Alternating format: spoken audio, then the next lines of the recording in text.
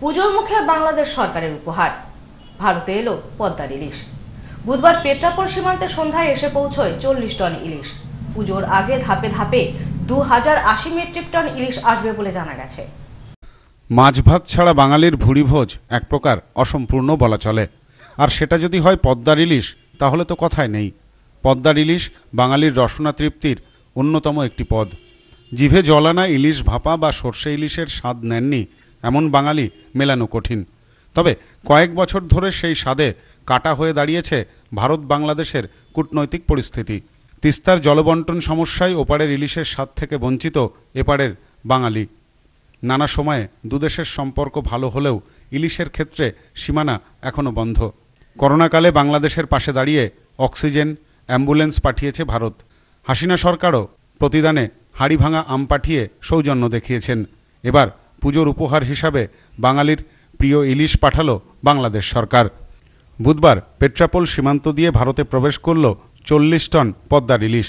Truck বদলে এই ইলিশ রওনা দেবে কলকাতার পাইকারি বাজারের উদ্দেশ্যে। বুধবার থেকে আগামী 10ই অক্টোবর পর্যন্ত প্রতিদিনই এই মাছ ভারতে আমদানি হতে থাকবে। বাংলাদেশের এই ইলিশ আমদানির খবরে স্বভাবতই খুশির হাওয়া ইলিশ প্রিয় বাঙালিদের কাছে। খুশি মাছ ব্যবসায়ীরাও।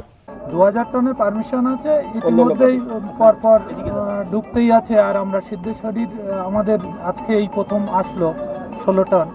তো বাংলাদেশ সরকার আর আমাদের ভারত সরকারের যে একটা মৈত্রী, আমাদের সামনে দুর্গাপুজোর মরশুম আছে, তো এই মৈত্রীতে তারা আমাদের এইটা পারমিশনটা দিয়েছে এবং আমরা খুব খুশি যে বাঙালি হিসাবে বাঙালির একটা এর প্রতি একটা ভালোবাসা আছে। ভারতে বিশেষ করে পশ্চিমবঙ্গের বাঙালিদের কাছে বাংলাদেশের পদ্মার ইলিশের চাহিদা বরাবরই রয়েছে।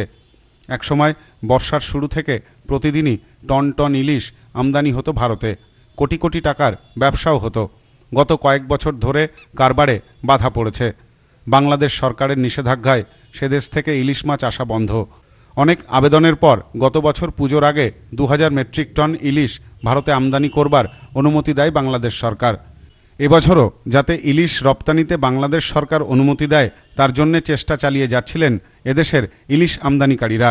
অবশেষে সেই আবেদনে সাড়া দেয় বাংলাদেশ সরকার। আজকে আমাদের এখানে টোটাল বর্তমান 15 টন মতো ইলিশ মাছ আসার কথা আছে এবং প্রায় মাছ সব চলে এসছে আমাদের কাছে। আমরা কিছুক্ষণের মধ্যে আমাদের এই মাছগুলো হাতে পেয়ে যাবো এবং আমাদের গাড়ি এখান থেকে আন্ডারলোড হয়ে যাবে।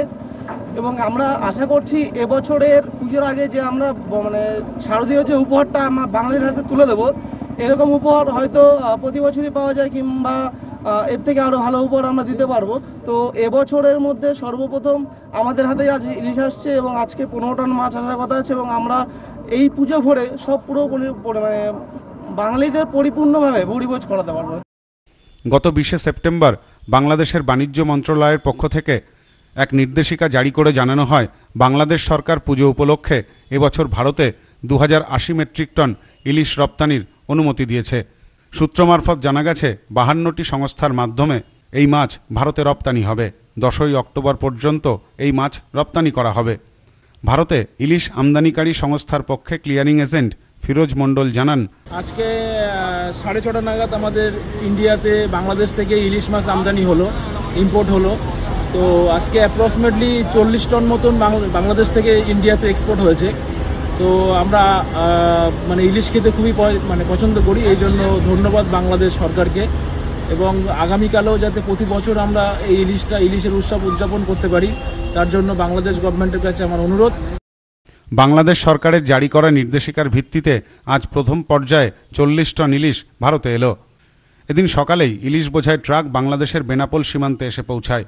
এরপর সমস্ত সরকারি নিয়ম সম্পন্ন করে এদিন সন্ধ্যায় পেট্রাপোল সীমান্ত দিয়ে মাছের ট্রাক ভারতীয় সীমান্তে এসে পৌঁছায়। আমাদের বাংলাদেশ সরকার ভারত সরকারের সাথে এই করার জন্য ইলিশ মাছ পাঠানো হচ্ছে। আমরা সেই মাছ নিয়ে ভিতরে প্রবেশ করতেছি স্যার। আজকে 3 গাড়ি 115 টন মাছ এটা আমাদের বাংলাদেশ সরকার পুজো উপলক্ষে দিচ্ছে। এ বিষয়ে পেট্রাপোল ক্লিয়ারিং এজেন্টের সম্পাদক কার্তিক চক্রবর্তী জানান, গত বছরও হাসিনা সরকার এদেশে মাছ পাঠিয়েছিলেন। এবছরও দুর্গাপুজোর আগে মাছ এসেছে। স্বাভাবিকভাবেই খুশি এপারের সাধারণ মানুষ।